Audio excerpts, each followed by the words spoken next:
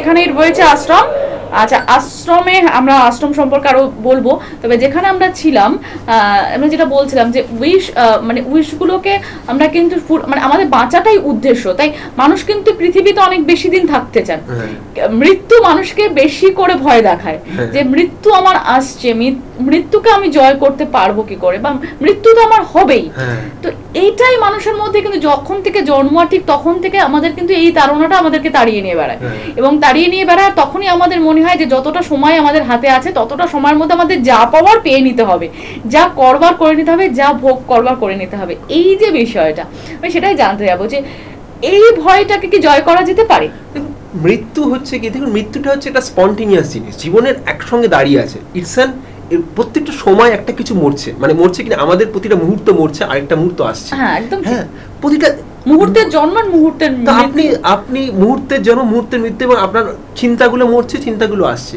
তো মৃত্যু হচ্ছে একটা প্রসেস যেটা আপনাকে চলতে, মানে মৃত্যুকে আপনি একটা খুব এন্ড হিসেবে দেখেন, কিন্তু স্পিরিচুয়ালিটি যে মৃত্যুকে দেখা যায় যে মৃত্যু হচ্ছে একটা ট্রান্সফরমেশন। মানে এটা কি আপনার প্রতিবার আপনি একটা ভাবে একটা চিন্তা, একটা ইমোশন, একটা থটসের ফলে আপনি একরকম জীবন বাঁচছেন। ট্রান্সফরমেশন কি হলে আপনি ওই জীবনটা পেরিয়ে আরেকটা নতুন জীবন বাঁচতে গেলেন, এবং সেটা একটা জীবনেই আপনার একটা মৃত্যু হলো, একটা জন্ম হলো, মানে কি একটা বহুবার হলো কিন্তু আমরা সেটাকে খেয়ালই করলাম না। এবং এই যে প্রতিবার সময় ঘুমোই আমরা, এটা ঘুমানো তো একটা মৃত্যু, মানে আমরা প্রতিদিন যখন ঘুমোই একটা দিনের শেষ হয়ে গেল, শেষ করে আমরা একটা রাত্রি শুরু করি, আবার রাত্রি শেষ হয়ে আবার দিনের শুরু করি, শেষ আর শুরু এই ব্যাপারটা তো চলছে, এটা তো স্পন্টেনিয়াস ক্রিয়েশন প্রসেস। সো এটা মৃত্যুটা আর জীবনটা দুটো একদম খুব কাছে দাঁড়িয়েছে। আমরা মৃত্যুকে একটা খুব রোমান্টিক ভাবে ভাবতে ভালোবাসি, খুব একটা বড় একটা, যে সেটা হচ্ছে one end, one full stop. It's not that, it's a continual process. You are dying every day, you are taking bath every day, your thoughts are dying every day, your thoughts are taking, আপনার চিন্তাগুলো একদিনে মরছে আবার জন্মাচ্ছে। It's a process which is going on. আমরা কথাও বলছিলাম যে এখন মানুষ আগের তুলনায় একটু বেশি বাঁচছে, আমরা তাদের আয়ুটা বৃদ্ধি হচ্ছে, তো মানে এটার পিছনে কারণটা কি? আয়ুটা বৃদ্ধি হচ্ছে এটার কারণ তো মেডিকেল রিজন মানে হচ্ছে গিয়ে চিকিৎসা ব্যবস্থার উন্নতি হচ্ছে, তার জন্য মেডিকেল ইয়েতে উন্নতির জন্য অবশ্যই আয়ুটা বৃদ্ধি হচ্ছে। কিন্তু অনেকে যারা সাধনা করছে তার ফলেও আয়ু বৃদ্ধি হচ্ছে, অনেকে সাধনা করছে, যোগ চর্চা করছে, তার ফলে আয়ু বৃদ্ধি হচ্ছে। আয়ু বৃদ্ধিটাও আমাদের এইজিং প্রসেসটা, সেটা মনে হয় আমাদের এইজিং প্রসেসটাকে আমাদের একটাকে ব্যাকওয়ার্ড করা যায়। অনেকে এইজিং প্রসেসটাকে এরকম, আমাদের ওয়েস্টার্ন ওয়ার্ল্ডে বহু মাইন্ড বডি মেডিসিন বেরিয়েছে, যেমন লোক এক্সপেরিমেন্ট করছে যাতে করে কীভাবে আমরা আমাদের মাইন্ডটাকে চেঞ্জ করি, মাইন্ডে নতুন নতুন thoughts of love, thoughts of, দেখবেন আপনার এইজিং প্রসেসের সঙ্গে আপনার জীবনের এই গিল্ট থট বা এই যে সেলফ রিজেকশন থট, এগুলোর একটা রিলেশন আছে। আপনি তত এইজিং প্রসেসটা আপনার বেড়ে যায়, তত আপনি যত নিজেকে গিল্ট ফিল করেন, যত নিজেকে ক্রিটিসাইজ করতেন, শুধু এটা নেগেটিভ প্যাটার্ন থট। যত পজিটিভ প্যাটার্ন থট কিন্তু থাকে না, আমাদের শৈশবে কিন্তু এই বিষয়টা থাকে না, কিন্তু আমাদের যখনই আমরা ক্যারিয়ার ওরিয়েন্টেড বেশি, যখনই আমরা লাইফটা লিড করি, এই চলে গেল জীবনটা, এই চলে গেল, মানে এই শেষ, আর তখন থেকে আমরা কিন্তু নিজেরা বুড়িয়ে যাচ্ছে। তো এইজিং ব্যাপারটা নিয়ে ভাবনাই এইজিং তৈরি করে।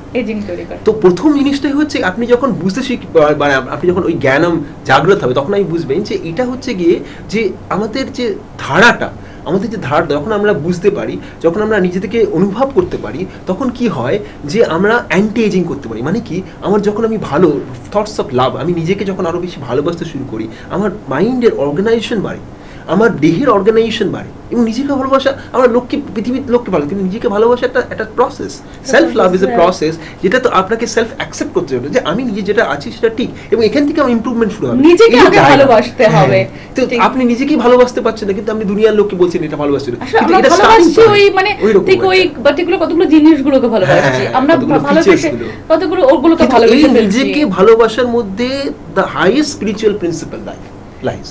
আপনি যদি সেই রকম ভালোবাসতে পারেন, যেটা নিজেকে অ্যাকসেপ্ট করতে পারে, নিজের মধ্যে থেকে নেগেটিভ থিঙ্কিং গুলোকে বার করে দিতে পারে, নিজের মধ্যে থেকে নেগেটিভ ইমোশনস গুলো বার করতে পারে, এবং নিজের মধ্যে পজিটিভিটি গ্রো করতে পারে, এটাই যে আমাকে অ্যাকচুয়ালি আমাদের ভালো চিন্তা করতে হবে, ভালোভাবে ভাবতে হবে, ভালো করতে হবে, এটা এই ভাবনাটা সব। আচ্ছা, এই যে আমরা আশ্রমে যখন আসছেন, এটা কোর্সটা কতদিনের? আমাদের উইজডম কোর্সটা হচ্ছে গিয়ে 5 দিনের, এটা পার্শিয়ালি করা হয়, অনেক সময় 2 দিনে করা হয়, যখন 15 ঘন্টার অ্যাকচুয়ালি কোর্স সেটা 3 ঘন্টা করে 5 দিনে করা যায়, অথবা 2 দিনে 15 ঘন্টা 7.5 ঘন্টা করে করা যায়। শনি রোববার কেউ করে, কেউ আবার একটা সপ্তাহে ওয়ার্কিং উমেনরা যারা ওয়ার্কিং এ থাকে তারা ওরকম করে করে। আচ্ছা, তামিলনাড়ুতে তো আমাদের একটু যাওয়া অসুবিধেই হয়ে যায়, হয়তো সবাই বলবেন অতটা দূরে আমি কিভাবে পারবো, এটা তো মানে সেই ক্ষেত্রে এখানে কি ব্যবস্থা রয়েছে? উইজডম কোর্সটা কিরকম করে করি আমরা, এই প্রথমে wisdom course level 1, level 2, level 3, যেটা আমরা প্রথমে self management, human relationship management, organisation management শেখাই ভগবদ্গীতা বা যোগের দিয়ে, সেটা যখন আমরা শেখাই সেটা আমরা এখানেই করি মোটামুটি।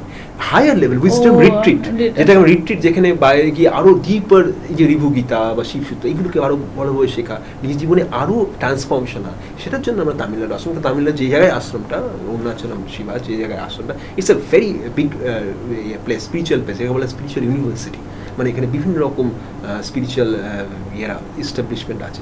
দ্যাটস এন হায়ার ইয়েতে আমরা, ওটা হায়ার স্টাডিজের জন্য, এইটা আমরা বেসিক জিনিসগুলো এখানেই করা, বেসিক কিন্তু আমরা এখানেই পাচ্ছি কমন লাইফ। আচ্ছা, এর অবশ্য প্রত্যেকটা কমন পিপলের জন্যই কিন্তু এই ব্যাপারটা রয়েছে যে আপনারা কিন্তু ম্যানেজমেন্ট বাই ওয়াননেস যেটা রয়েছে, যে শ্রী জয়দেব আশ্রমে আপনারা কিন্তু আসতে পারেন, আর আপনারা নিজেদেরকে কিন্তু আরও একবার চিনে নেওয়ার সুযোগ এখানে থাকছে। কিন্তু হাতে যেহেতু আর সময় নেই, অনুষ্ঠান থেকে বিদায় নিচ্ছি, আমি জানি কথা বলতে বলতে আরও কথা জানার ছিল, নিশ্চয়ই ফিরে আসবো এই অনুষ্ঠান নিয়ে আবার আগামী দিন, আপনারা দেখতে থাকুন এই অনুষ্ঠান। আর যারা জয়দেব আশ্রমে আসতে চাইছেন তাদের জন্য বলবো কন্ট্যাক্ট করবেন 9339775464, 9007295256, এই দুটি নাম্বারে। স্যারকে অনেক ধন্যবাদ আমাদের সঙ্গে থাকার জন্য, আপনাদের অনেক ধন্যবাদ, নমস্কার, ভালো থাকুন।